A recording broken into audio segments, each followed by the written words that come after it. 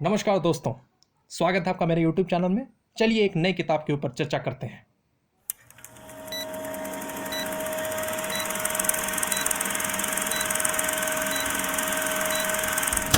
सीखने के लिए मन में गहन विनम्रता चाहिए।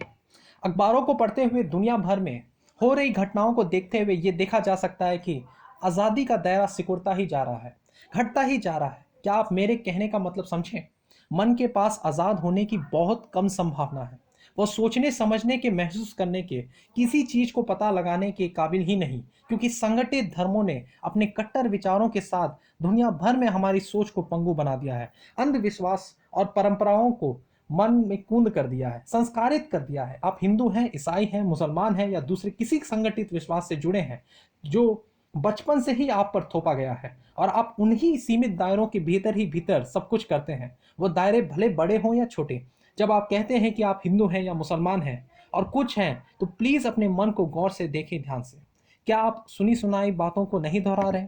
जो भी आपसे कहा गया है, आप उनसे कुछ भी जाना नहीं, बस मान भर लिया है कि मान लिया है, क्योंकि इसी में सुविधा है।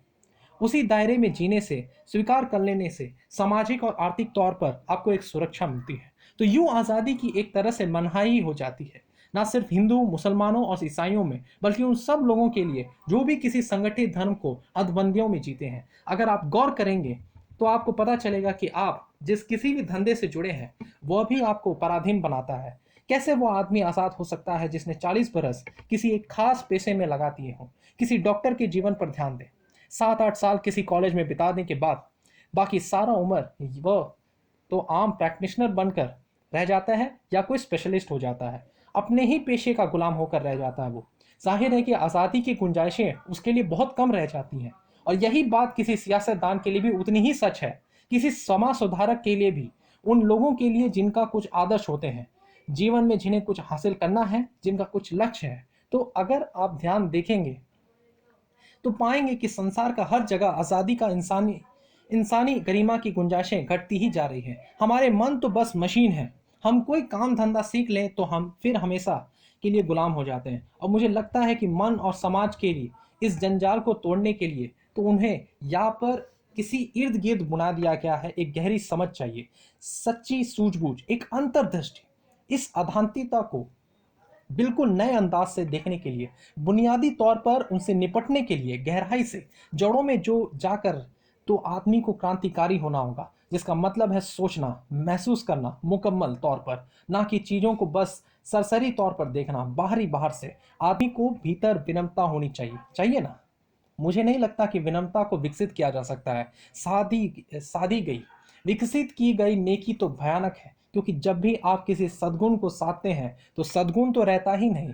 सद्गुण अथवा नेकी तो बस धारा प्रवाह होते हैं, कुछ समय नहीं लगता उनमें, हमेशा वर्तमान में महकते रहते हैं, सदा मौजूद। मन जो विनम्रता को सिर्फ साधना करता है, वह कभी उसकी गहराई को, उसकी पूर्णता को समझ नहीं पाएगा। सचमुच विनम्र होना ही क्या खूबसूरती है, वह कभी जान नहीं पाएगा। और अगर मन सचमुच उस अवस्था में नहीं है, तो मुझे नहीं लगता कि वो सीख सकता है। वो मशीनी तौर पर सरगम हो सकता है, लेकिन सीखना, जाहिर है कि सूचनाएं जमा करने कोई मशीनी खेल तो नहीं है।